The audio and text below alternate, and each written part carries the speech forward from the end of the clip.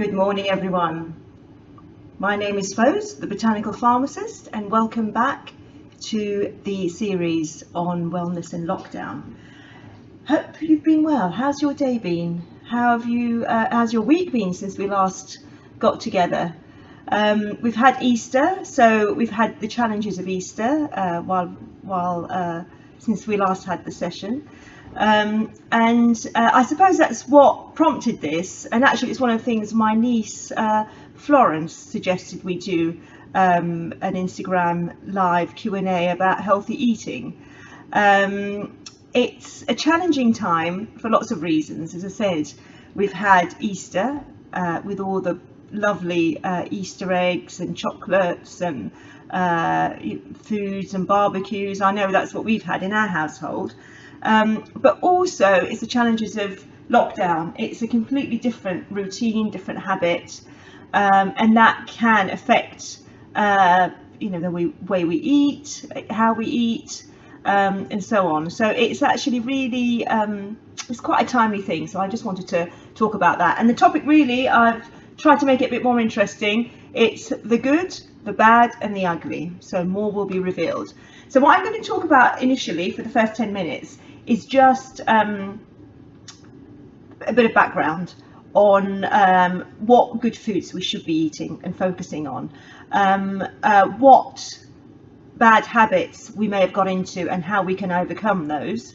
And the ugly are those foods or ingredients that sneak in that we don't know are sneaking in perhaps, or we sneak them in, such as, specifically salt, sugar, and some fats. So that's the thing. I'm going to give a quick background, and then I'll bring Paula in, who's a nutritional therapist, and we do our workshops together normally when there isn't a lockdown, and we'll then together answer your questions live. So, as I said, the good. I think it's always better to focus on what good foods you can include in your diet rather than what to eliminate. I think it's easier then, because if you're focused on the positive, you're actually automatically going to start eating healthily and getting into healthy habits and so on. So for me, the good, and as I said, a lot of this is from my own experience as well as being a pharmacist and a well-being practitioner. So the first thing really is about increasing, making sure your carbohydrates are whole grain. They are things like brown bread, whole grain bread, brown pasta, because you've got the fibre in there. I feel that with the fibre it helps fill you up. It also means that you're not getting that sugar spike, which can affect your appetite, but also it can affect weight as well. So it's really important to have these high whole grains in your diet. So that's the first thing. The other thing is fruit and veg. Now everyone bangs on about 5 portions of fruit and veg a day. Really you should be aiming for 8. I think they've said 5 because they know it's probably more realistic, even though most people don't reach that. Actually, I think most people hit 2 or 3 on a good day, but 8 really should be the aim. And actually try and go for more veg than fruit as well, because obviously the fruit's got high sugar in, or some of them, but the veg has got less sugar, so you've got more of the fibre and you've got more of the goodness. The other reason why everyone bangs on about fruit and veg is because not only are you getting some carbohydrates, but you're also getting the vitamins, the minerals, you're getting the antioxidants, you're getting the fibre. So they are really, really ideal things to have in your diet, and just think about how you can incorporate them on a day-to-day basis, and also eat the colours of the rainbow. That's the other thing to bear in mind. The other thing, sorry, I'm being distracted. I'm looking at the questions and I'm trying to remember those as well. So thank you, Sam, asking about fasting and about mainly fasting. But we'll come to that after. The other thing is your proteins. Try and eat 2 portions of fish a week. Obviously, if you're vegan, vegetarian, Paula can talk about that later. But you try and eat 2 items of fish a week, one of them being oily fish. And again, because it's got your omega-3 in there, so just see foods as a way of getting your vitamins. So instead of taking vitamin pills, get them naturally from food, because they are absorbed better, they're used better by your body, and you know they've got other nutrition in them as well. So it's not just one thing. It tends to be sort of a mixture of things that you're taking in one go. The other thing Paula will talk about that is water. I like to call her the water lady, because she's very much into making sure you remember keep that hydrated. The other reason it's good in lockdown and while we're getting into bad habits is sometimes we forget to do that. So it's making sure that we drink loads of water. Again, it helps balance our appetite, and also in terms of weight and so on. It's really important.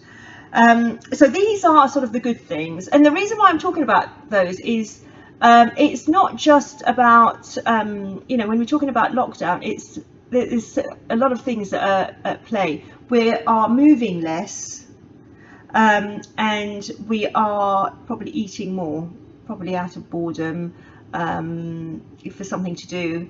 So what we're eating, what we're taking in, we're not necessarily burning up, so we get that unbalance. It becomes unbalanced, and that's where we can sometimes gain a few pounds.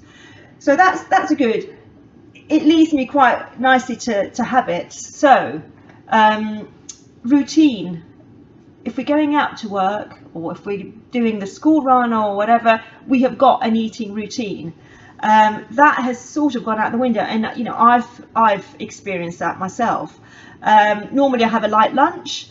The kids are at home, they're actually cooking lunch for us, which is great.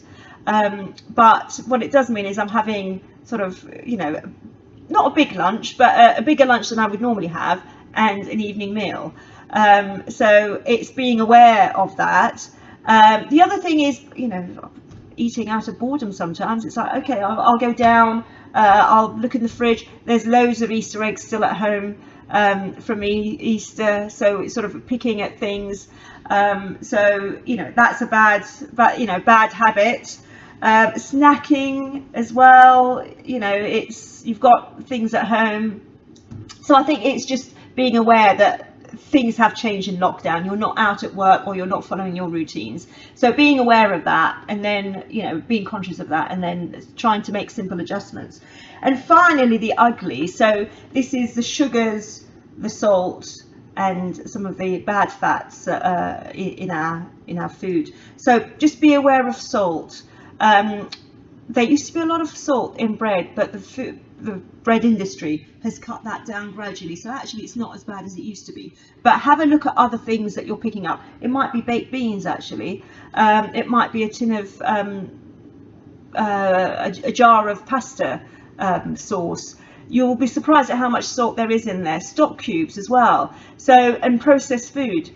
They're all things where salts and sugars actually can sneak in, so just be aware of that. Cereals is another one. When you think about granola or muesli, you think, wow, this is all very healthy, but actually look a bit more deeply at the ingredients, and you'll find actually there is probably more salt than you thought, and there's more sugar than you thought. That's probably another topic of conversation, looking at what the food labels are and how to interpret them. But just be aware of that when you're sort of reaching for things.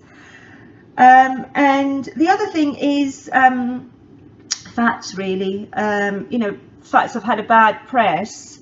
You do need them. So, you can't cut them out completely, because you need your fat-soluble vitamins in there. Your vitamin A, vitamin D, vitamin E, and vitamin K. So they are all fat-soluble vitamins. So you need those. But it's about, and also, obviously fish oils have got omega-3. So it's about looking at what's in the food that you're eating and trying to get a balance. Again, you probably need less fat, less carbohydrates at the moment, because you're not moving as much. So it's just about looking at the good the bad and the ugly, and being aware of that and making some changes. So I think that's come to my intro. So I will bring Paula in. I know we've had a few questions in there, so while Paula talks, I'll collate the other questions.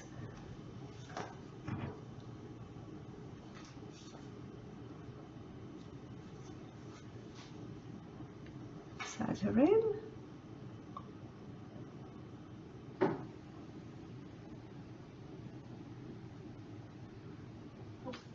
Hi. She is. Hello, Paula. How are you? Good. It's nice to join you. So nice to see you too. It's a great topic. Here's my hello there. Joins me as well. Hi. Nice to see you. So, how's your week been, Paula, food-wise, with Easter? Oh, it's been a tricky week. So, and plus we've got birthdays involved as well. So, but it's been, it's been good. Although we are slowly running out of our fresh fruit for sure. So, but really interesting. I really enjoyed listening to you and how you touched upon routines and things. But what I wanted to come back to as my takeaway from this kind of thing is one of the things that we have when we are bored, which at this this point we're nearly in week 5 of being in a lockdown situation, is that lots of people are finding that they're bored. Now, boredom and stress are actually of the same ilk. They they evoke the same fight and flight response in the body. So as soon as we feel that kind of adrenaline surge. Sometimes we don't feel it, but our body is feeling that with stress or boredom. Is our first thing we do is we're reaching for distraction. So that might be to, in a normal day, it might have been to walk the dog, go for a run. But now that our timing is different, we've got maybe children or people we're taking care of, we often go, what is our next distraction? And that could be the fridge or the cupboard. And the easy choices are to reach for like the sugary or salty snacks like biscuits or crisps or a sweet drink. But as soon as we get into that stress, boredom, fight or flight situation, we are immediately heading for a dehydration alert. So you called me the water lady, and here's my water takeaway, which is as soon as the body is stressed, we often find that we can't control our emotions so well, and we head towards maybe a darker side, which is can't make a decision, feeling anxious, maybe feeling angry or scratchy for with other people. So reach for water, because that is all dehydration, and it's our bodies do it because we're human. So that's just one of those things. But a quick win, medicinally, drink your clear fluids, have your glass of water, and it will quickly change what you need. And the thirst hunger response, our body can't distinguish between being thirsty. So what it does is it says you're hungry, because we understand that very well. As so when you feel that kind of hunger, I might actually be thirsty rather than hungry because I ate recently, it's not really the time to eat, however your system is working. So water, enjoy it, use it as a treat. It's a wonder. It really is a wonder. Take it for granted. What else was there? And also water really helps with blood sugar balance. So as we are reaching for maybe some chocolate for Easter or a slice of cake from birthdays, that's our blood sugar taking a dip and going, I need that.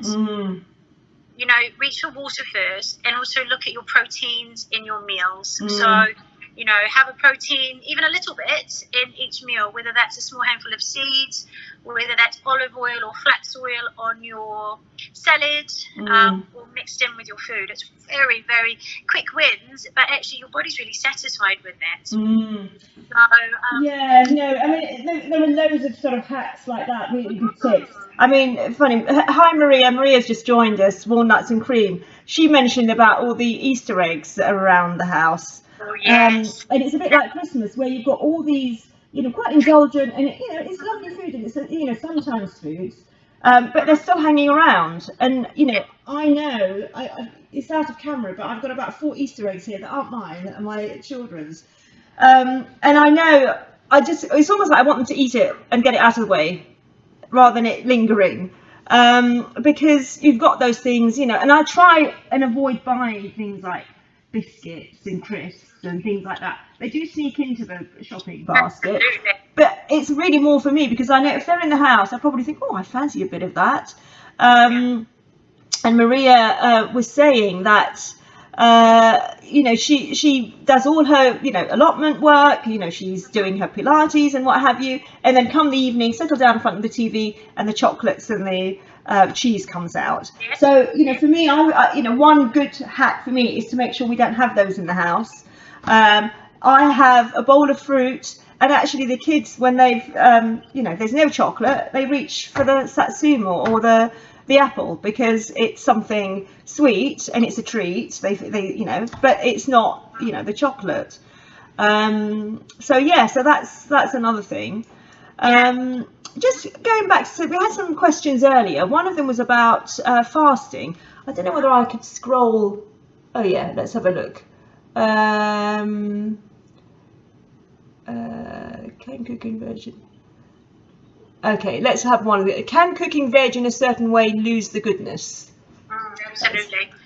The best way to cook veg is to steam it lightly, or if you don't have a steaming pot system or steamer, is to use just a small portion of water in the bottom and really just, you know, bring your veg to a quick boil and then reduce it, and then basically it will steam. You can turn it off and leave the lid on, it will steam. Or to have it raw. You know, obviously you wouldn't eat a lot of root vegetables raw, but now, you know, we've got a lot of seasonal greens coming through. Don't cook them. You know, so even broccoli, just slice it into small florets, or use it as you know, like a thing to dip. Actually, I find raw carrots, broccoli. I dip it in a bit of either hummus or yogurt. It's a really good way of getting those. Absolutely, and now of course nature is providing, you know, all the foods that we should be eating are grown above ground. They can be eaten raw. You know, they are full of light, really. Whereas obviously in the winter we want more hardy food because we need the energy levels. So what's in season at the moment, Paula? Just to remind everyone, what's in season? Seasonally now, we're seeing rhubarb coming in. We're seeing asparagus, which is always, I find, luxury items, really. All of our leafy greens are starting, so our chard and our spinaches. You know, so it's really lovely. We're still getting a little bit of. So I work for a vegetable scheme, and so we're getting a little bit from Europe still, which is, you know, cucumbers and tomatoes, the things that are not ready in the UK yet because it's still too cold. So yeah, so there's lots of lovely greens though to indulge, and of course you can dress these simple greens with nuts and seeds and a nice dressing, you know, whether that's an olive oil with lemon and garlic, and you know, whiz it up with your herb of choice. So really delicious, and of course a really nice accompaniment for a protein, you know, so whether that might be a vegan cheese or traditional cheese, or some meat, or an oily fish, or pulses, lentils and things like that. Yeah. Okay. Yeah, so that sounds good. So yeah, so the answer is you can start eating raw now, which is good, isn't it? It's easy. It's raw without having to overthink being raw. Yes. Yeah. I mean, I tend to, if I'm steaming veg, the water does go, you know, this colour green, so you will lose it. But I then use that water for, you know, for stock or something like that. So, because I know a lot of the water-soluble vitamins, obviously like vitamin C, go in that water, and you know, I try and preserve that and reuse it in a different way. So. Absolutely. The other thing I wanted to just remind people is that, you know, when you have a habit or you create a habit, it takes about 5 to 7 days to get into a habit. So, for example, chocolate every day at 2 o'clock is a treat. You know, that's your pick me up because you're feeling tired, and we like a little treat as humans. So it takes about 5 to 7 days for that to become concrete in your daily routine. But if you reverse that, it also only takes 5 to 7 days for if you can stop it, and then day by day, then after 7 days, the habit is you're in control of the habit. After 30 days, the habit no longer exists. So it becomes routine. Is that what it is? We can change our routine. Yes, yeah. We can work with it. But also, my other big thing is the motivation behind it. So, for example, if you find that you are snacking too much on things that are making you add weight, feel tired, feel heavy-headed, maybe lose your temper with people around you, then the motivation to change that is quite high. So then, you know why you're choosing maybe not to have so much sugar. Because actually it makes your skin feel gritty, it makes your, kind of your head feel a bit foggy. So, and you go, actually, do I want that? So, and it's the same with exercise. Yeah. I feel great if I exercise. If I don't, I feel sluggish. My bowel system might not work so well. So, so know what motivates you and keep that in mind every time you might reach for something which is bad or ugly. Can I also add, I know, for us, I know for me, and I think for my son as well, we've got, if we don't eat, our sugar level drops, and I start getting headaches, and I start getting really irritable. And I think we both, I recognised it a long time ago, but my son's recognised actually when he's feeling like that, he suddenly thinks, oh, I haven't eaten, he's sort of, again, because of the routines of the timing. So I think that's another reason why, it's important to be aware of routines and particularly your meal times and so on. So. Yep. So, you can also change your reward system, which is, often we'll reward ourselves or our children with a treat, or maybe the children fall over and they'll go, would you like a sweet? So we can change that. Which could be, let's have a cuddle, let's have a book, or for ourselves, let's just take a moment and have a refreshment of our choice. Maybe it's a cup of tea, maybe it's kefir water, maybe it's just a little bit of peace in the garden. Whatever your other reward is, which is not food oriented, that's what you give yourself. Yes. Because we're very used to a quick win, which was maybe Amazon Prime or click and collect with our boss, or reaching into the fridge for that sweet. So, the reward has to be different now. So, taking a great photograph. Yeah. Right, I'm just going through the other questions. There was a comment on fasting. Fasting, yeah. So once I start eating, I can't stop. If I don't eat, I don't feel the need to eat for hours.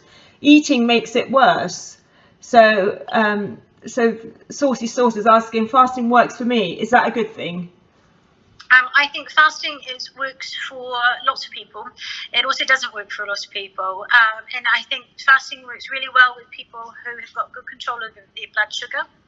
And they also know what the fasting, often you need to replenish. So you need to keep up with your liquids. You need to be looking at what else is going in. So, it might be...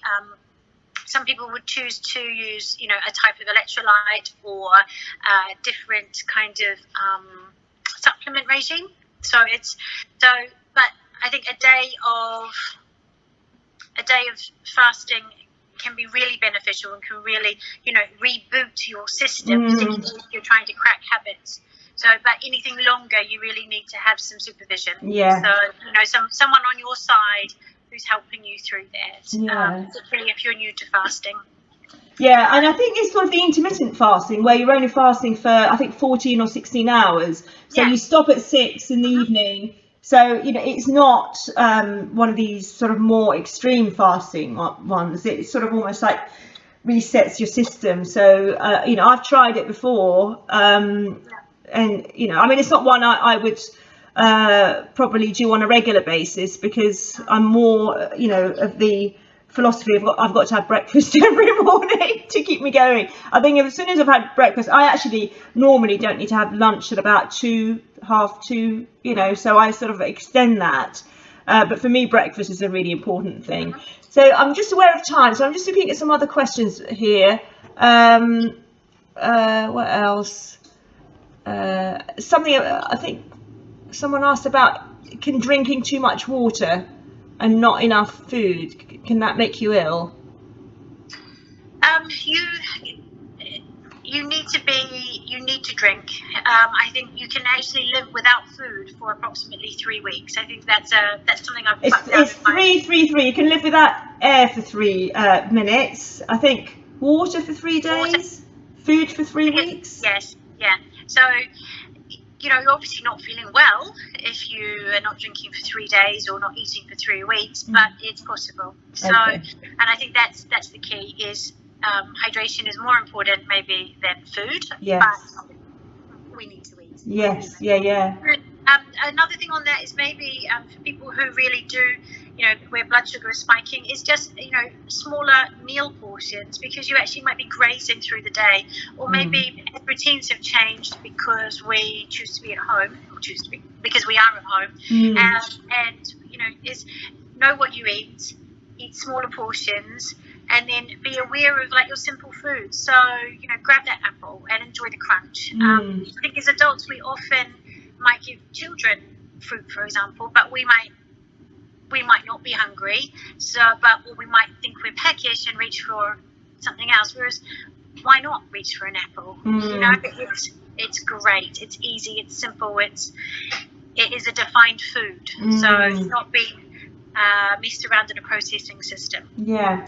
So, yeah. Okay. I'm conscious of time, so I think we've come to the end really. So Paula, that's really, really interesting. So, you know, for me to summarize, you know, both what you've said and, you know, some of the things that I've said, is it's basically going back to the good and bad and the ugly. So being aware of the good foods and making sure you incorporate those, because that automatically pushes out the bad ones.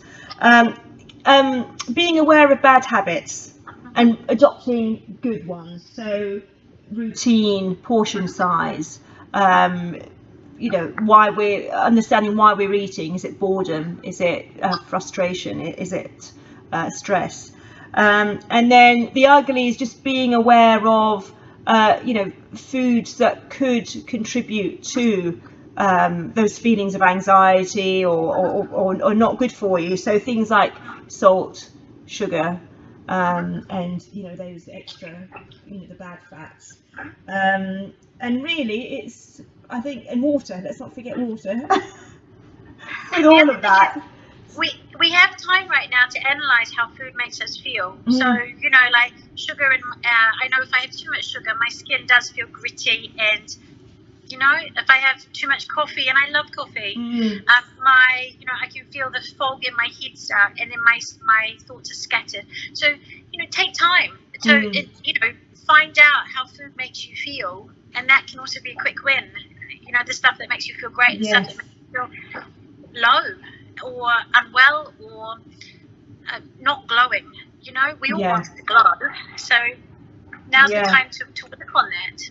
And it's small changes, because you know, food is there to enjoy. You know, it's social, it brings the family together. It certainly has. We're having, you know, 2 meals a day together as a family, so there's more to it. And I think if you start being too analytical and too much about, I'm going to drop this and I'm not going to do this, it sort of adds anxiety, and particularly as we've got enough going on in our plates at the moment. So that's it. It's enjoy food, but be mindful and be aware.